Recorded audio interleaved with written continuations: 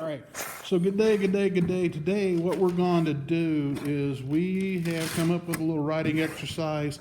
This is the adventures of Nicole Joseph and her first day in second grade. And there are 5 of us here today, and we've wrote a little collaborative story.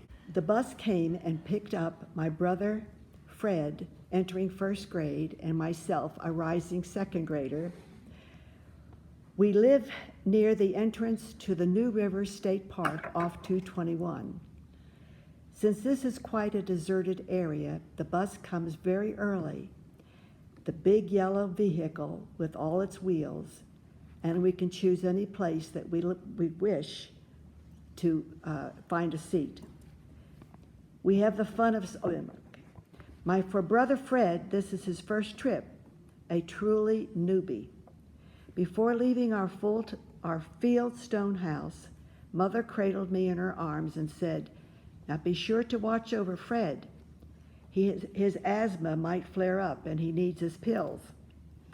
Our journey to New River School takes about 40 minutes, and by the time we arrived, every seat is taken and we head to our classroom.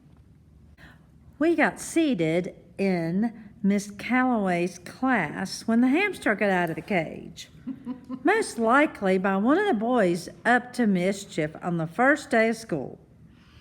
I was quite intrigued and was trying to find it, and so we could put it back in its cage before all the other hysterical kids, some on top of their seats, accidentally harmed it.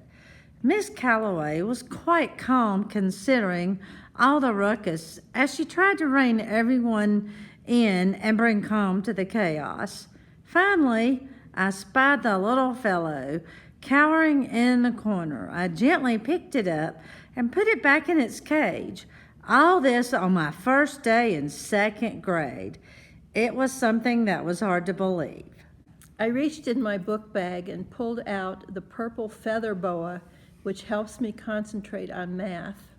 I used it in first grade while doing homework, and it seemed to inspire me to work out those pesky addition problems.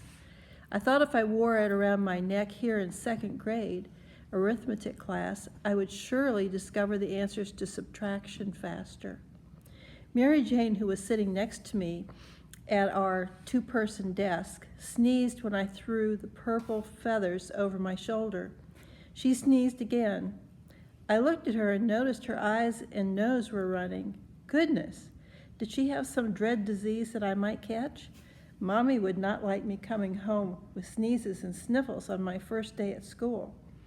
I jumped up and ran to the front of the room where my teacher sat at her desk. As I skirted around the desk to whisper my concerns about Mary Jane, my feather boa floated over a pretty pencil holder and tugged it sideways.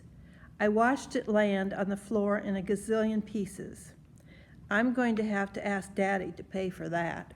Then I saw a bird just outside the window. I could not take my eyes off it. It was sitting on the sill and pecking at the window. Peck, peck, peck.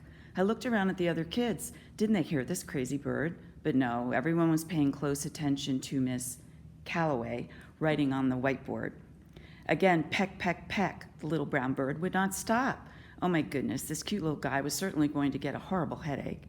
Since no one was paying attention and I was sitting in the back row, I snuck out of my seat, unlocked the window, and began to raise it.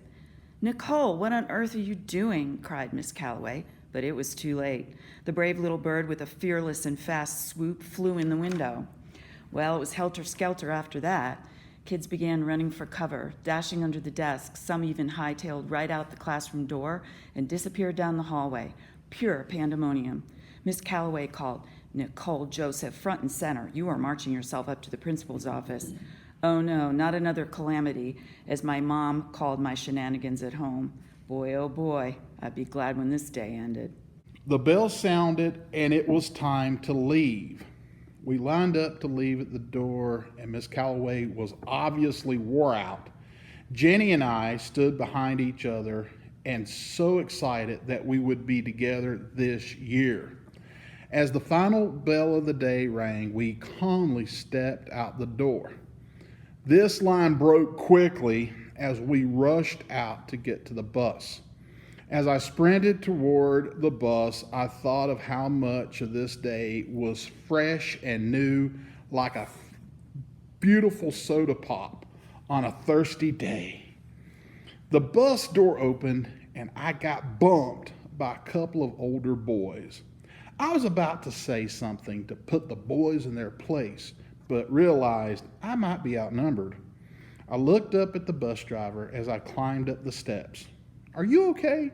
said Mr. Jolly, the bus driver of today and the first 2 years of my school career.